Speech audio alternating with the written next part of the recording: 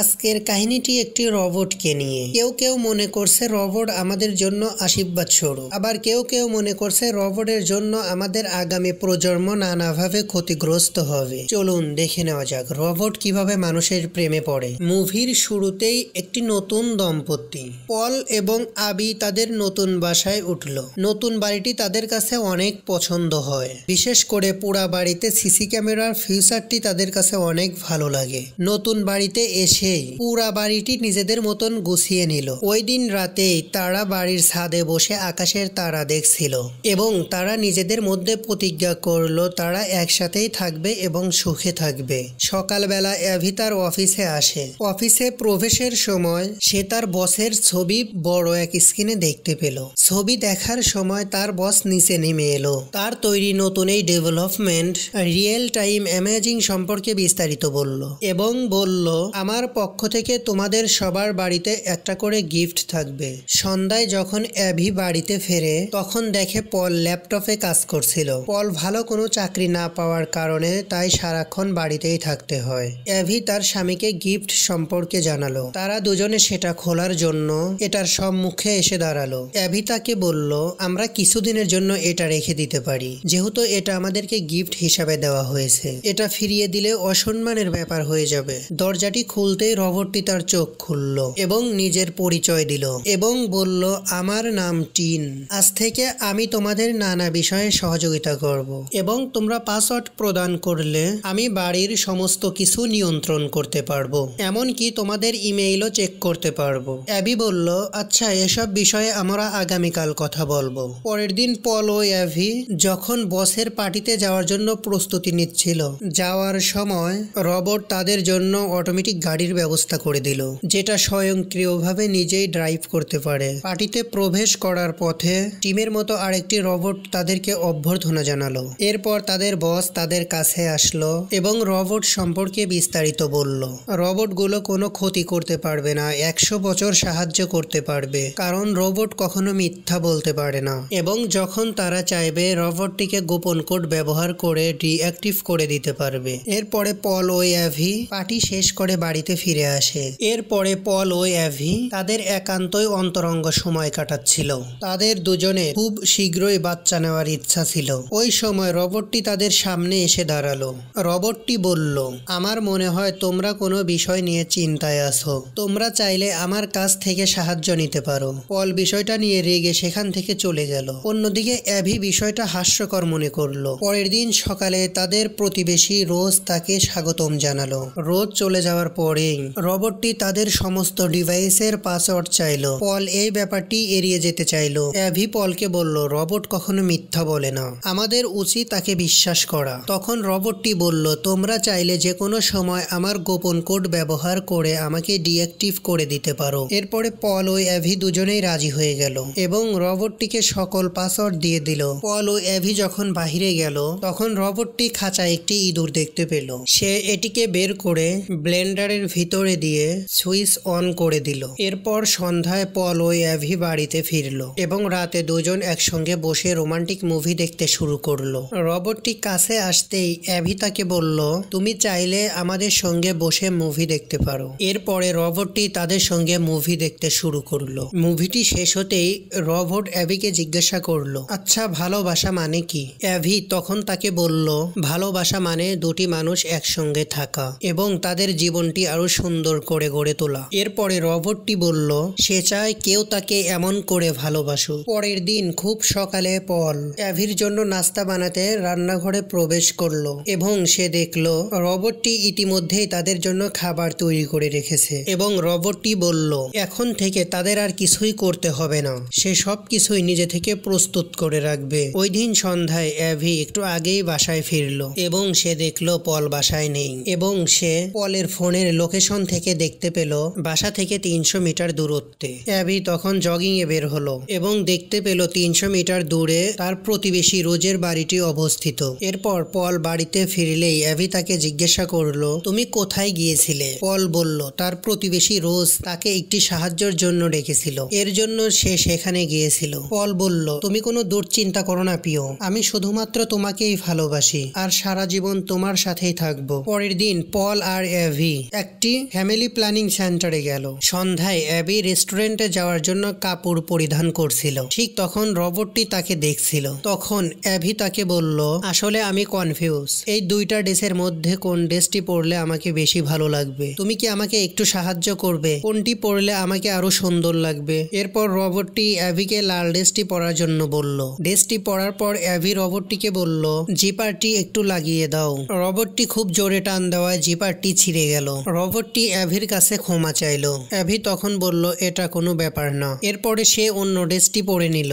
রেস্টুরেন্টে পল অ্যাভিকে বলল, আমি একটি নতুন চাকরি পেয়েছি, এটার জন্য আমাকে লন্ডনে যেতে হবে। কিন্তু অ্যাভি তাকে বলল, আমরা এই মুহূর্তে একটি বাচ্চা নেওয়ার সিদ্ধান্ত নিয়েছি। আমরা আমাদের সম্পর্কটাকে আরো সুন্দর করতে চাই। এই সময়ে তোমার ওইখানে যাওয়াটা ঠিক হবে না। পরের দিন সন্ধ্যায় অ্যাবি যখন বাড়িতে ফিরল, পলের জন্য একটি সোয়েটার গিফট হিসাবে এনেছিল। সে জানালা দিয়ে দেখতে পেল রোজ আর পল খুব বন্ধুত্বপূর্ণ সময় কাটাচ্ছে। এটা দেখে অ্যাবি খুব জেলাস ফিল করছিল, কিন্তু পল তার নতুন সোয়েটার গিফট হিসাবে পেয়ে খুব খুশি হয়। এর কিছুক্ষণ পর রোবটটি এসে অ্যাভিকে স্মরণ করিয়ে দিল, আজকে তোমার টেস্টের রেজাল্ট দেওয়ার কথা, তোমার উচিত এখন সেখানে কল দেওয়া। অ্যাভি বলল, আমার হাতে একদমই সময় নেই। রোবটটি বলল, তোমার হয়ে আমি এখনই কাজটি করে দিচ্ছি। অ্যাভি দেখল রোবটটি অবিকল তার কণ্ঠস্বরে টেস্ট রেজাল্টের জন্য কথা বলল। সেটা দেখে সে আশ্চর্য হয়ে গেল। সে বলল, আমি তোমার এই ফিউচারটি সম্পর্কে আগে কখনোই জানতাম না। রোবটটি বলল, এটা শুধু মালিকের উপকারের জন্য ব্যবহার করা হয়। সন্ধ্যায় পল অ্যাবিকে বলল,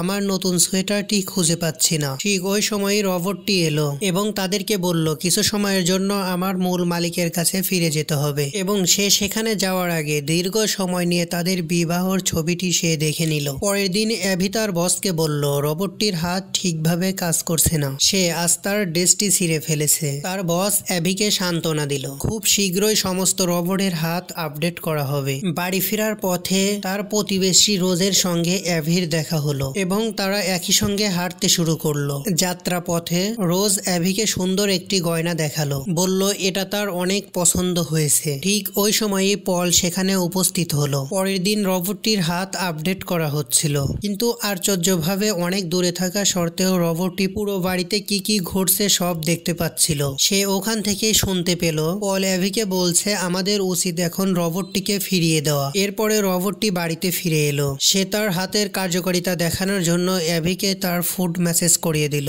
যেটা পলের কাছেই একেবারে অস্বস্তিকর মনে হচ্ছিল। পরের দিন অ্যাভি অফিস থেকে আসার সময় কিছু ফুল নিয়ে এলো। বাড়িতে আসার সাথে সাথে রোবটটি বলল, পল আজকেও রোজকে দেখতে গিয়েছিল। একটু পরেই পল নিচে নামলো। অ্যাভি তার উপর খুব রাগান্বিত হয়ে গেল এবং খারাপ ব্যবহার করতে শুরু করলো। পল তাকে বলল, তোমার ভুল হচ্ছে, ওই দিনের পর আমি কখনো তার আর বাড়িতে যাইনি। আমার মনে হয় রোবটটি আমাদের সম্পর্ক নষ্ট করতে চায়। কিন্তু অ্যাভি এটা কিছুতেই বিশ্বাস করলো না, কারণ রোবটটি শুধুমাত্র একটি মেশিন, আর তাদের সম্পর্ক নষ্ট করে মেশিনের কোনো লাভ নেই। এরপর অ্যাভি পলের পকেটে একটি গিফট পেল। সে ভাবলো পল হয়তো ইচ্ছা করেই এটা লুকিয়ে রেখেছে তাকে পরবর্তীতে সারপ্রাইজ দেওয়ার জন্য। ওই দিন পল রান্নাঘরে ব্লেন্ডারের মধ্যে তার সোয়েটারের একটি অংশ দেখতে পেল। এরপর সে সিসিটিভি ফুটেজ চেক করলো। সে দেখলো রোবটটি তার স্ত্রীর লাল রঙের একটি ড্রেসের গন্ধ নিচ্ছে। এটা দেখে সে কিছুতেই নিজের চোখকে বিশ্বাস করতে পারছিল না। পল সিসিটিভির ফুটেজগুলো নিজের মোবাইলে রেকর্ড করে নিল